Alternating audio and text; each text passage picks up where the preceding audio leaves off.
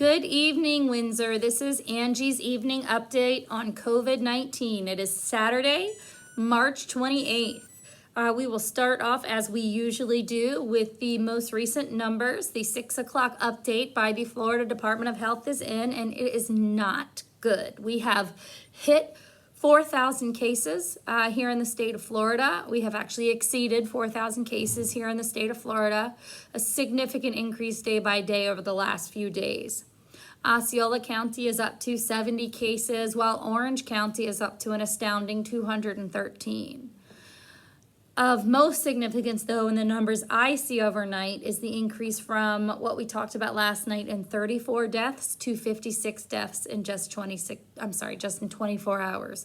That's significant, okay? It's looking to me like just about 10% of those individuals hospitalized, unfortunately, die due to COVID-19 complications.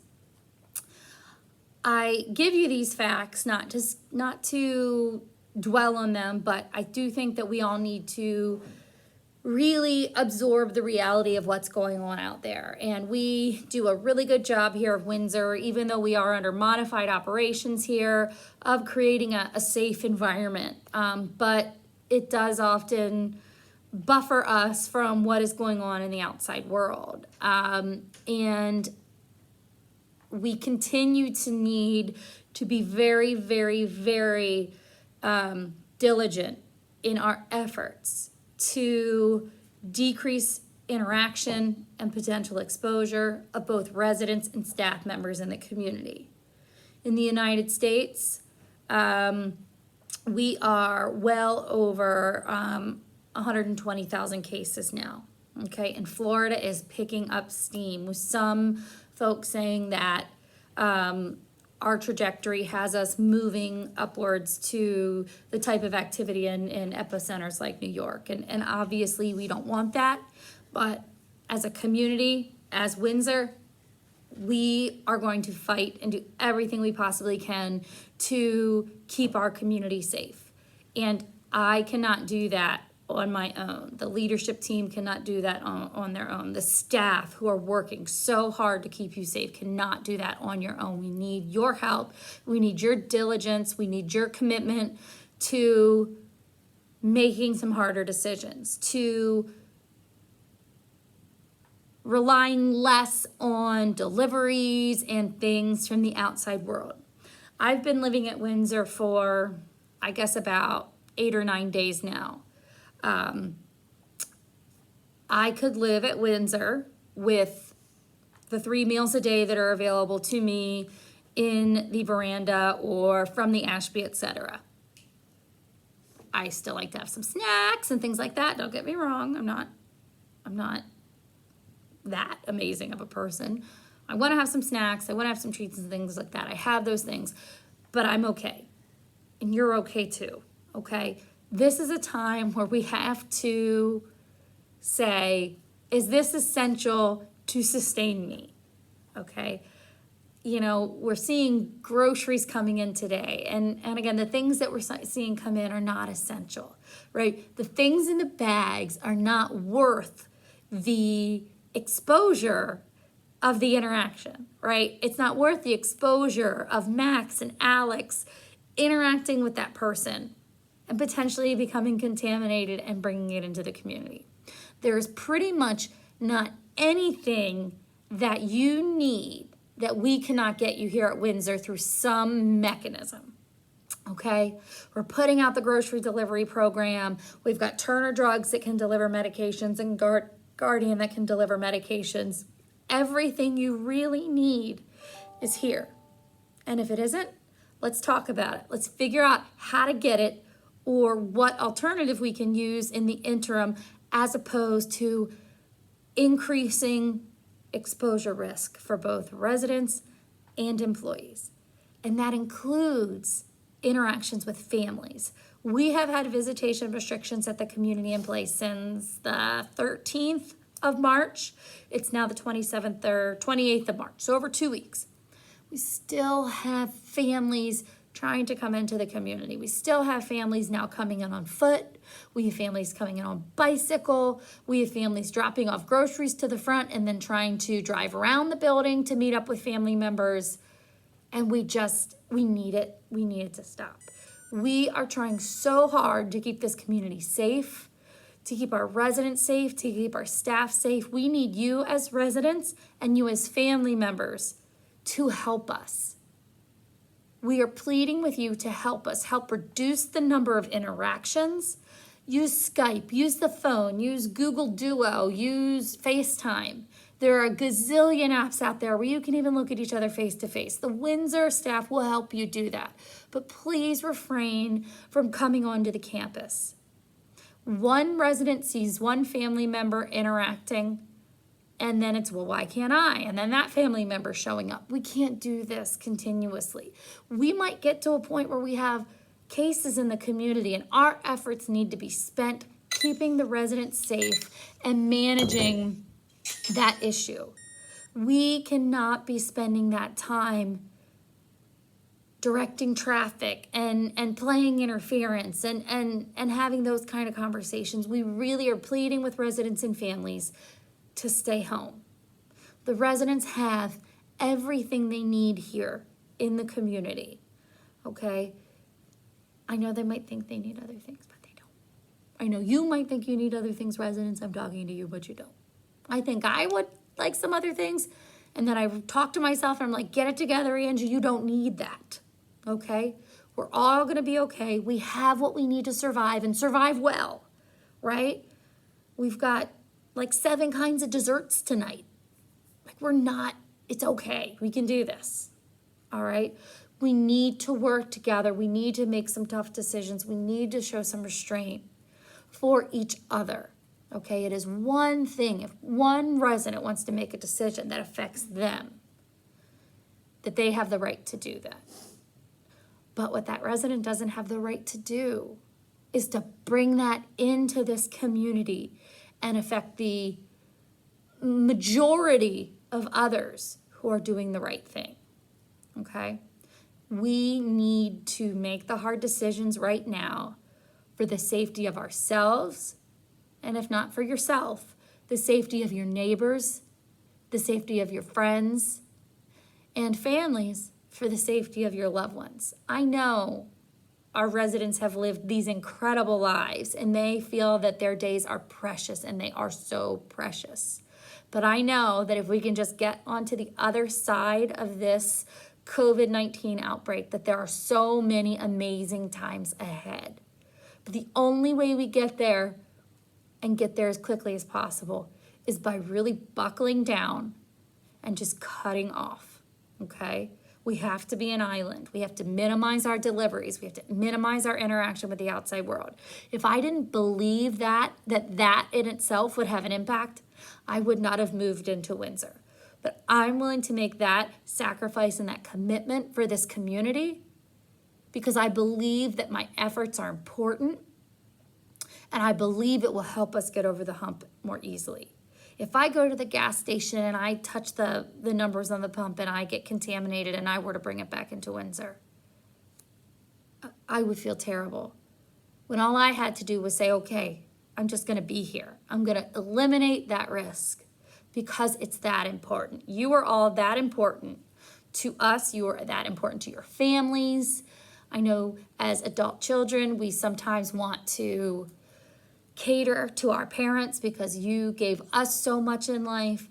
But if that rang on your phone this afternoon that said, if you are 60 or older, stay home.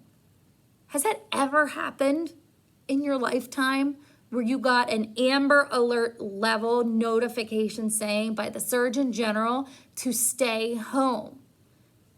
This is critical. This is important. And I know I'm very passionate tonight. I'm much more vocal than I have been in recent nights. But these numbers are scaring me. And I am not willing to lay down and let this COVID-19 virus into our community. I am willing to make hard decisions. We are changing the traffic patterns coming into the community so that individuals cannot get in and they cannot get physically close to our community. I do not want residents sitting on the benches outside of the door so that a family member can quickly hand over grocery bags and touch your hand because they just want to feel you. And I get it. I understand it. I understand it. As a mother who has not held my babies in 9 days, I get it. I do. But I'm keeping them safer and I'm keeping you safer by doing it. And that's got to be enough for me right now. So please, we are changing those traffic patterns to eliminate that contact, to eliminate that interaction. And we are doing it because we want to keep you safe. We need to keep this virus out of our community, okay? Just one resident, one time, is exposed, whether it's a grocery bag hand to hand or it's a quick stop at CVS. Whatever it is, one trip could be one too many. We have to stay home. The stay-at-home order that the governor put into place beginning Thursday night, almost 48 hours ago, I think is being loosely followed by many, okay? Please urge your families, residents, urge your families, only go out if it's essential. Get 2 weeks of groceries at a time. There's no reason that we're going to the grocery store multiple times a week, okay? Please be mindful. Please help us be part of the solution, okay? Because we are trying to reduce the amount of traffic into the community, this includes families and loved ones dropping off groceries or other supplies. It also includes Shipt or Instacart shoppers dropping off orders. We are going to be further restricting our hours where we can accept those hand-to-hand deliveries. It is quite a significant burden on our staff. And again, every interaction that our staff have puts them at increased risk for transmission of virus. Our valets, our concierge are amazing. And they are working so hard. They are working so hard at the expense of their health and safety and the potential health and safety of the community. We have to reduce those hand-to-hand interactions, okay? So, deliveries, hand-to-hand type deliveries, starting Monday, will only be allowed between the hours of 9 and 11 a.m.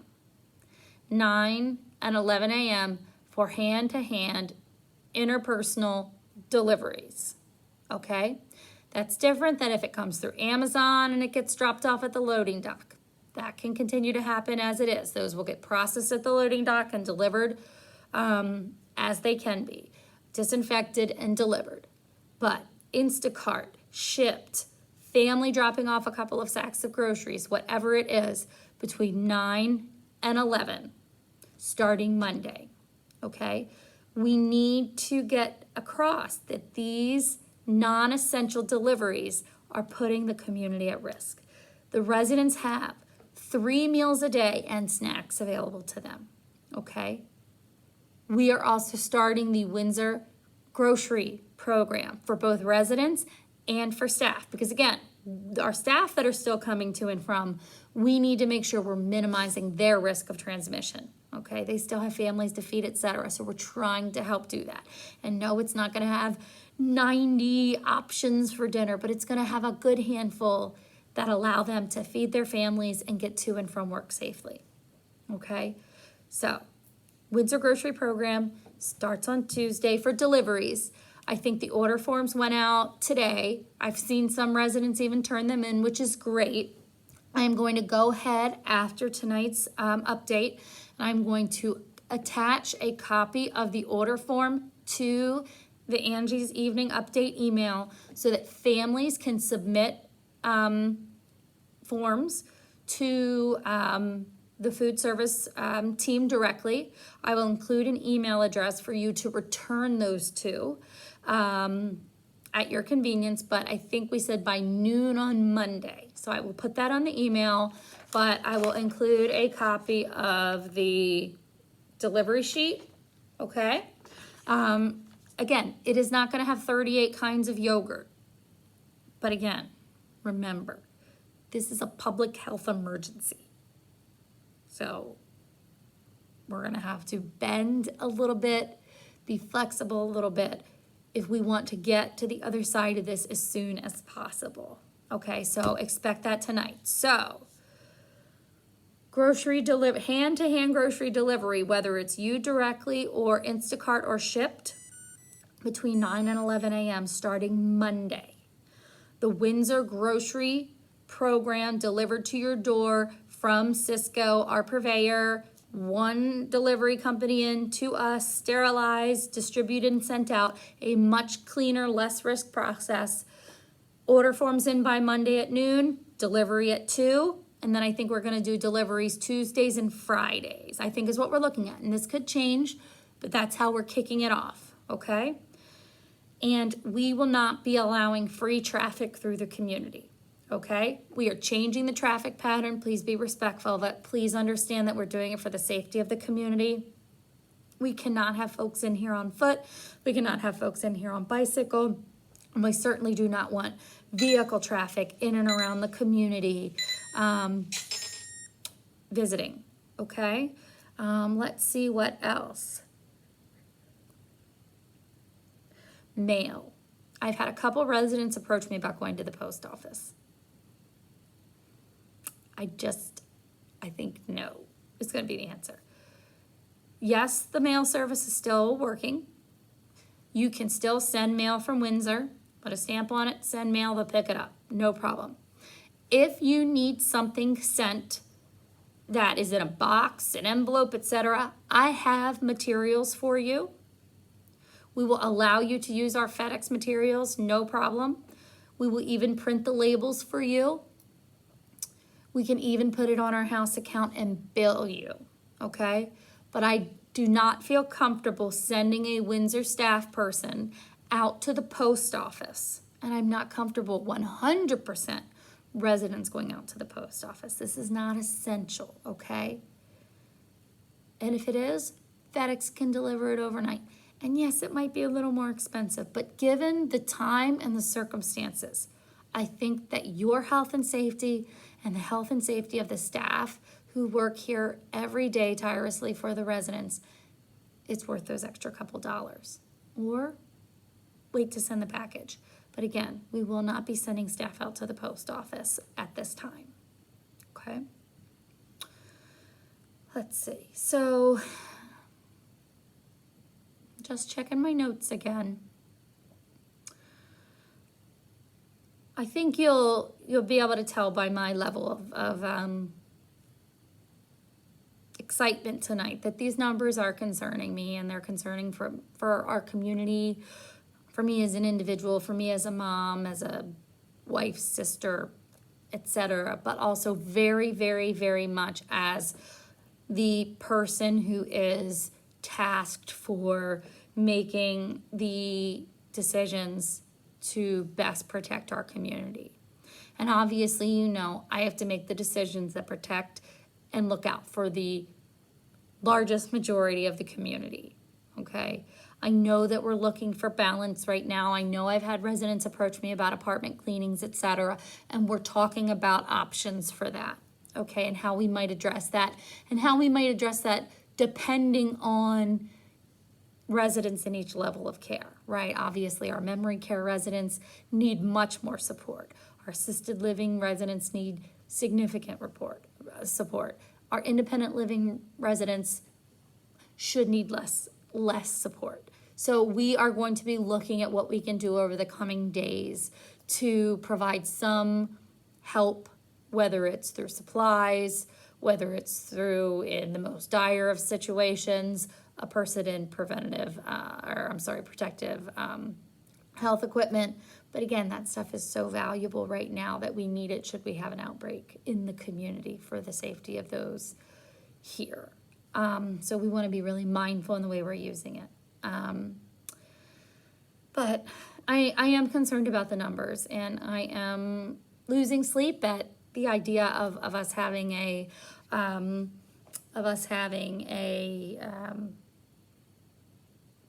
potential case here at the community. We are at this point very happy to not have a case to report. And we will do everything we possibly can to keep it that way. But we will not be able to keep it that way if we do not buckle down.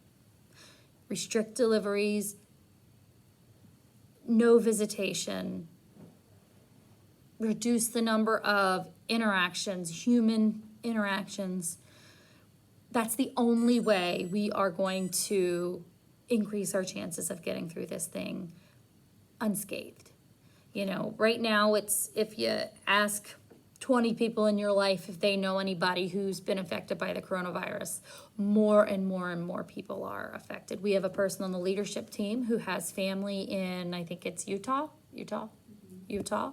whose son, daughter, and grandson all tested positive. Thankfully, they've recovered, didn't report to their parent the situation they were in. Probably the same thing I would have done to my dad, my mom, not to worry them, but it's happening to more and more people. We have to be careful. Balance is a good word. I want more balance. But right now, I'm erring on the side of caution, okay? So I know and appreciate residents so much are mostly adhering to the restrictions and taking them very seriously, and we continue to appreciate that. I know cabin fever is setting in. I know that you can only watch 2501 for so many hours during the day or whatever it is, or knit so many things. We know that, and we appreciate it, and we appreciate you. And we're all in this together, and I am just so very much looking forward to getting beyond this and returning to the normal complaint about the meatballs not being meaty enough, or, you know, the green beans being too soft or too hard. I will look forward to those conversations. They are much more my speed, but I hope that this message leaves you well this evening, and I am sorry that I needed to get so frank and so firm and so aggressive beyond even what we've done before, but I really believe that it is our best chance to be safe and healthy for the duration of this. So thank you to all of you. I wish you a good night. Please don't forget to fill out your grocery list and get it into the food and beverage team. And for families, I will send you this link as well as a grocery form that you can order for your loved one if you need to. And I will give you probably Shelby Martinez, our restaurant manager. I will give you that, her email address, so that you can send your order form to her. And Angie, one of our amazing servers, will be running this grocery program and delivering to the residents. So thank you so much for listening, and I hope you have a wonderful night's sleep, and I will look forward to seeing you around Windsor tomorrow, whether it be through a window or perhaps at the breakfast line for some of you. And have a wonderful night. Be safe.